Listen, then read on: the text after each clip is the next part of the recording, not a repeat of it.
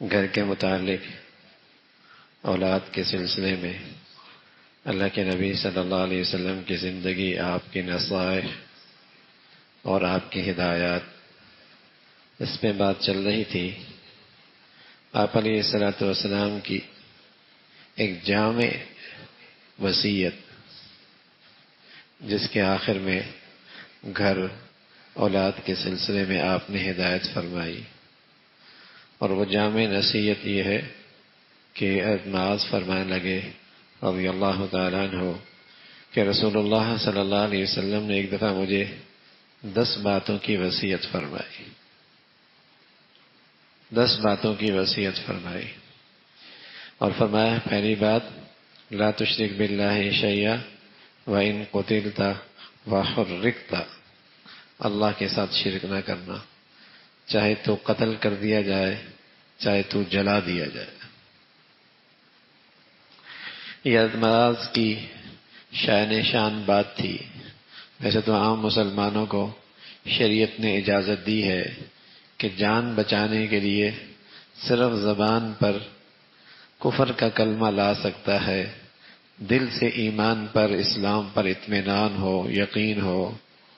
جب یہ پتہ ہے کہ جان جا رہی ہے اور صرف کفر کے اظہار سے جان بچ سکتی ہے تو شریعت نے اسے اجازت دی ہے۔ لیکن اس میں اعلیٰ درجہ عظیمت کی بات، بڑھیا بات کیا ہے؟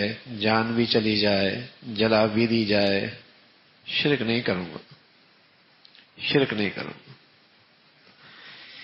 دوسری نصیحت فرمائی وَلَا تُعَقَّنَّ وَالِدَيْكَ وَإِنْ أَمَرَاكَ أَنْ تَخْرُجَ مِنْ أَهْلِكَ وَمَالِكَ، فرمایا اپنے ماں باپ کی نافرمانی نہ کرنا، اگرچہ وہ تجھے حکم دیں کہ اپنے اہل و عیال اور مال و منال چھوڑ کر نکل جا۔ والدین کی ماننا، ان کی اطاعت کرنا، ان کی نافرمانی نہ کرنا۔ تیسری بات فرمائی وَلَا تَتْرُكَنَّ صَلَاةً مَكْتُوبَةً مُتَعَمِّدًا فَإِنَّ مَنْ تَرَكَ الصَّلَاةَ مَكْتُوبَةً مُتَعَمِّدًا فَقَدْ بَرِئَتْ مِنْهُ ذِمَّةُ اللَّهِ، جان بوجھ کے فرض نماز نہ چھوڑنا، اس لیے کہ جو ایسا کر دیتا ہے اللہ کا ذمہ اس سے بری ہو جاتا ہے۔ پھر حاکم اسلام اور مسلمانوں کا حاکم جو چاہے اسے سزا دے، چاہے ساری زندگی اسے قید میں رکھے۔ امام شافعی رحمۃ اللہ تو فرمایا کرتے تھے اسے قتل کر دیا جائے، اتنی گند ہے یہ جو جان بوجھ کے نماز چھوڑ دیتا ہے۔ امام احمد بن حنبل، امام شافعی رحمۃ اللہ علیہ کے ہاں تو یہ سے رہنے کے قابل نہیں ہے، اور امام مالک رحمۃ اللہ علیہ، امام ابو حنیفہ رحمۃ اللہ علیہ فرماتے ہیں اسے قید کر دے حاکم، اس لیے کہ اللہ نے کہا اس سے میرا کوئی تعلق نہیں، جو مرضی اس سے ہو، جو مرضی اس سے ہو۔ تو حضور علیہ الصلوۃ والسلام نے فرمایا کہ نماز نہ چھوڑنا، جان بوجھ کے نماز نہ چھوڑنا، اس سے اللہ کا ذمہ ختم ہو جاتا ہے۔ چوتھی نصیحت فرمائی وَلَا تَشْرَبَنَّ خَمْرًا فَإِنَّهُ رَأْسُ كُلِّ فَاحِشَةٍ، شراب نہ پینا، یہ ہر برائی کی جڑ ہے۔ پیارے نبی صلی اللہ علیہ وسلم فرمایا کرتے تھے الخمر ام الخبائث، تمام گندگیوں کی جڑ ہے یہ، خباثت انتہا۔ اللہ حفاظت فرمائے، شرابی آدمی کے یہاں رشتوں کا کوئی لحاظ نہیں رہتا، شرم و حیا کی ساری حدیں ختم ہو جاتی ہیں۔ فرمایا شراب نہ پینا، پھر فرمایا وَإِيَّاكَ وَالْمَعْصِيَةَ فَإِنَّ بِالْمَعْصِيَةِ حَلَّ سَخَطُ اللَّهِ، گناہ سے بچنا، اس لیے کہ ہر گناہ کے ساتھ اللہ کا غضب ہے۔ گناہ سے بچنا، لوگ کہتے ہیں یہ چھوٹا گناہ ہے، یہ بڑا گناہ ہے، یہ چھوٹا گناہ ہے، یہ بڑا گناہ ہے۔ چھوٹے بڑے گناہ کی مثال ایسی ہوتی ہے جیسے ایک سانپ ہوتا ہے بڑا زہریلا ہوتا ہے، اور ایک سانپ ہوتا ہے کم زہریلا ہوتا ہے۔ بتائیے بڑے زہریلے سے بچوں کو بچاتے ہیں، جس سے کم زہر ہوتا ہے اس کو گھر میں رکھتے ہیں۔ چھوٹے بڑے کی مثال ایسی ہے کہ ایک میں سانپ میں زہر زیادہ ہے، ایک میں زہر کم ہے، لیکن زہر دونوں میں ہے، دونوں اللہ کی نافرمانیاں ہیں۔ بڑی نافرمانی یہ بھی نافرمانی ہے، کس کی نافرمانی؟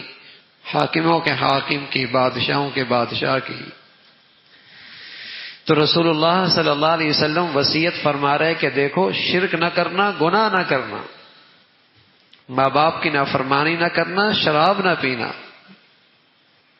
اور شراب نہ پینے کے ساتھ ساتھ کیا نصیحت فرمائی؟ گناہ نہ کرنا۔ عبداللہ ابن عباس رضی اللہ تعالیٰ عنہ آپ علیہ الصلوۃ والسلام سے عرض کیا، یا رسول اللہ، ایک آدمی بہت نیکیاں کرتا ہے اور گناہ بھی کرتا ہے، اور دوسرا آدمی فرائض اور واجبات اس پہ اکتفا کرتا ہے، اس کی زندگی میں نفلی عبادات زیادہ نہیں ہیں لیکن گناہ نہیں کرتا، ان دونوں میں محفوظ کون ہے؟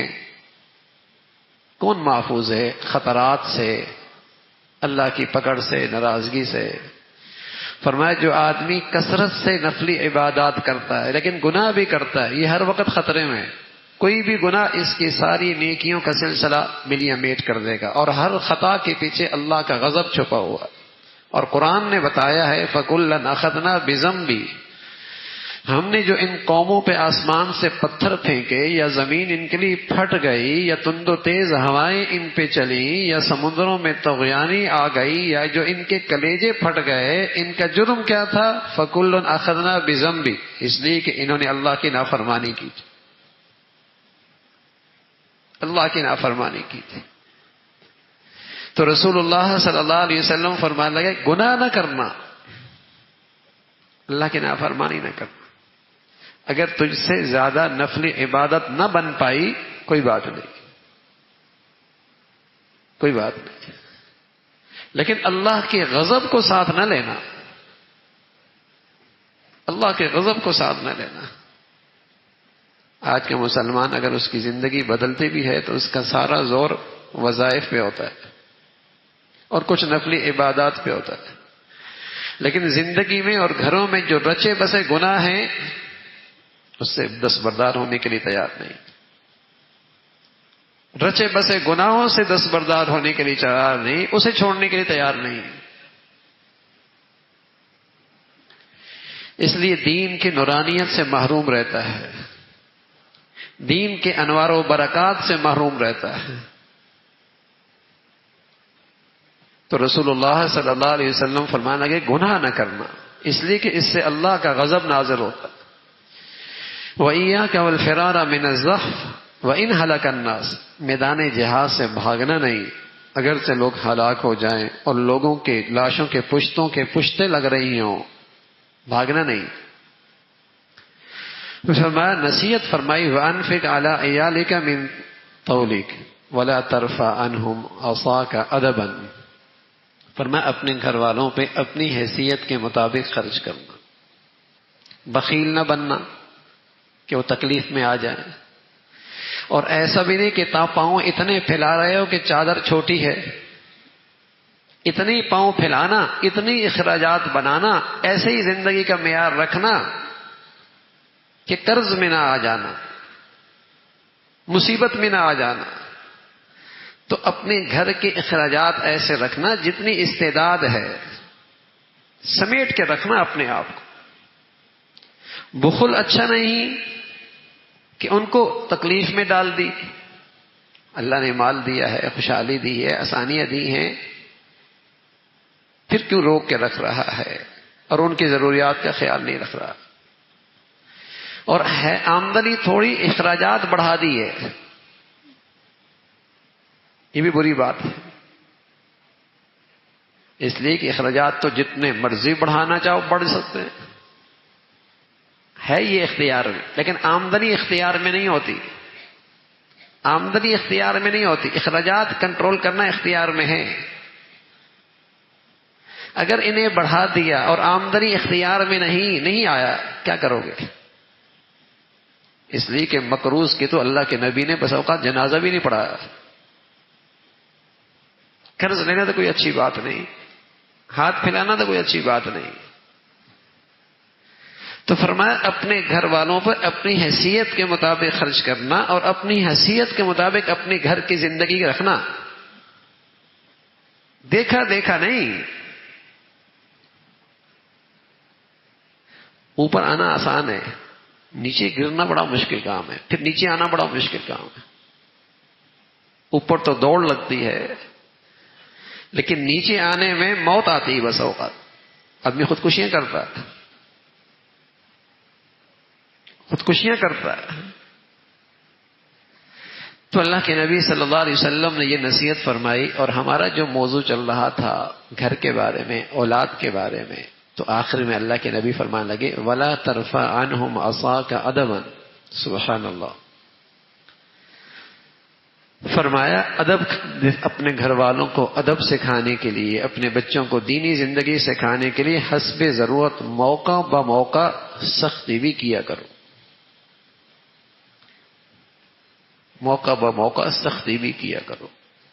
یہی حکمت ہے، یہی حکمت ہے. حکمت کس کا نام ہے؟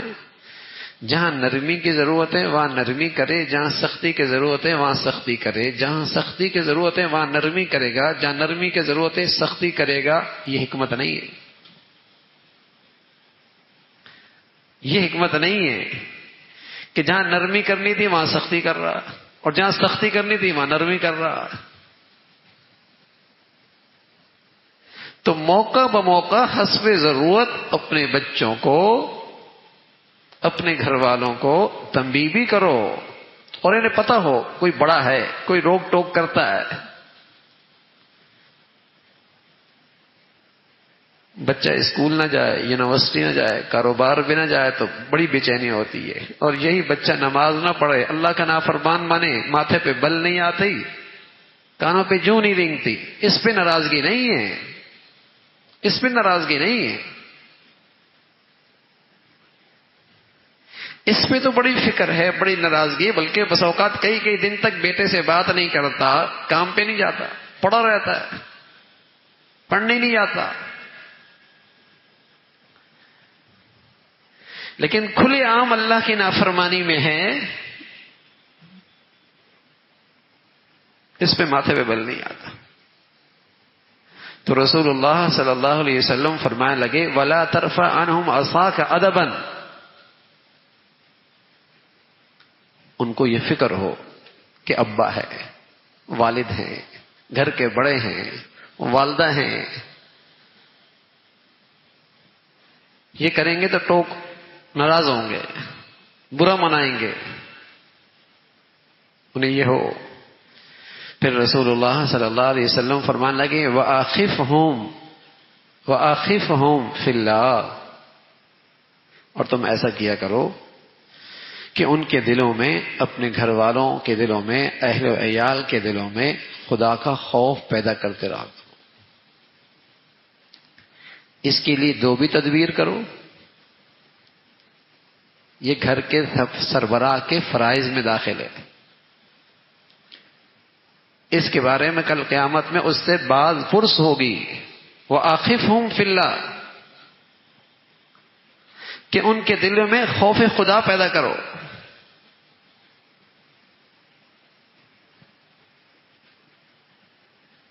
اللہ سے ڈریں. وہ اللہ ہمیں نصیب فرما دے. اگر خوف خدا ہو جائے تو اس کی خلوتیں بھی اچھی ہو جائیں گی نا، تنہائیاں بھی اچھی ہو جائیں گی. ماں باپ کی نظروں سے اوجھل ہوگا تب بھی وہ پاک دامن محفوظ رہے گا.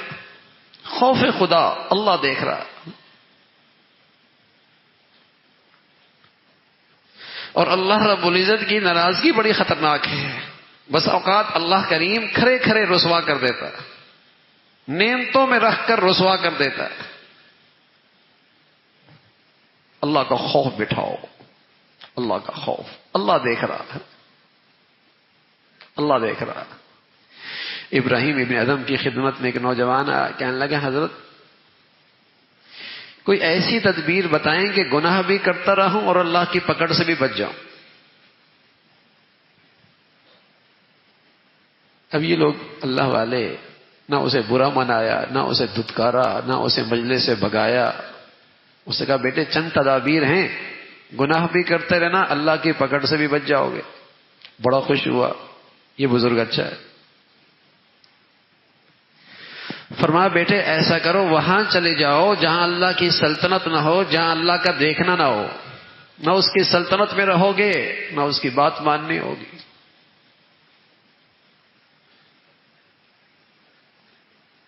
شرمسار ہوا. لہو مقالید السماوات والارض، ہر طرف اس کی کناتیں لگی ہیں، کہاں سے نکلو گے؟ عادت یہ تو نہیں ہو سکتا. کہا بیٹے پھر ایسا کر لو نا کہ نہ اس کا کھاؤ پیو نہ اس کی ماننی ہوگی، اس کا کھانا پینا چھوڑ دو. کہا یہ بھی نہیں ہو سکتا. نہ کھلائے تو کون کھلا سکتا ہے، نہ پلائے تو کون پلا سکتا ہے. یہ اسی کی مہربانی ہے، کھلا رہا ہے پلا رہا ہے، سالہ سال سے کھلا پلا رہا ہے. کہا بیٹے پھر ایسا کرو جب مرنے لگو تو مہلت مانگ لو کہ کچھ مہلت مل جائے، توبہ کر لو، مہلت لے لینا. کہا یہ بھی نہیں ہو سکتا. دفتر گیا تو واپس کوئی نہیں، یونیورسٹی گیا تو واپس کوئی نہیں، سڑک پہ گیا تو وہیں چلا گیا. جو وقت لکھا ہے اماں کے پیٹ سے لکھی ہے، جس حال میں لکھی ہے اسی حال میں چلا جائے گا. سوتے سوتے بھی مر رہے ہیں، سوتے سوتے بھی مر رہے ہیں، نہیں اٹھتے. 31 سال کا نوجوان چند دن پہلے سویا، کوئی نہیں اٹھا، کوئی بیماری نہیں بظاہر. وقت لکھا ہے. کہ یہ بھی نہیں ہو سکتا. کیا بیٹے جب قبر میں جاؤ تو پھر یہ خیال رکھو، کہہ دینا بھائی اندر نہیں انٹری ہو سکتی فرشتے کی، سوال جواب مجھ سے نہیں پوچھنا. کہا یہ بھی نہیں ہو سکتا. جب دیکھا نا نوجوان کے دل کی دنیا سازگار ہے، بیج ڈالا جا سکتا ہے، بات کی جا سکتی ہے. کہنے لگا بیٹے جس رب کے ہم اتنے محتاج ہیں، جس کی نعمتوں کے ہم اس قدر محتاج اور فقیر ہیں، بتائیے پھر اس ذات سے حیا نہیں آتی؟ کوئی شرم و حیا بھی تو ہوتی ہے. پھر اس محسن حقیقی سے حیا نہیں آتی؟ آنکھوں سے آنسو بھر لائے کہ عادت توبہ کرتا ہوں، توبہ کرتا ہوں. تو اپنے گھروں میں اللہ کی نعمتیں ان گنت ہیں، بے شمار ہیں، لاکھوں کروڑوں سے اچھا رکھا ہے. کون دے رہا؟ کس کی عطا ہے؟ اماں کے پیٹ سے تو ہم بھی لاکھوں کی طرح ایسی بغیر لباس کے آئے تھے. تو اللہ کا خوف، اخفہم فی اللہ، ان کے دلوں میں اللہ کا خوف پیدا کرو. یہ ماں باپ کے فرائض میں ہے، ذمہ داری ہے. تو رسول اللہ صلی اللہ علیہ وسلم نصیحت فرما رہے کہ روک ٹوک بھی ہو، تنبیہ بھی ہو، سختی بھی ہو، اور اللہ کی خاطر ہو، اللہ کی رضا کے لیے ہو، اپنی ذات کے لیے نہیں، نفسانیت کے لیے نہیں، اللہ کے لیے. اللہ رب العزت بھائی ایسی مبارک زندگی ہم سب کو نصیب فرمائے.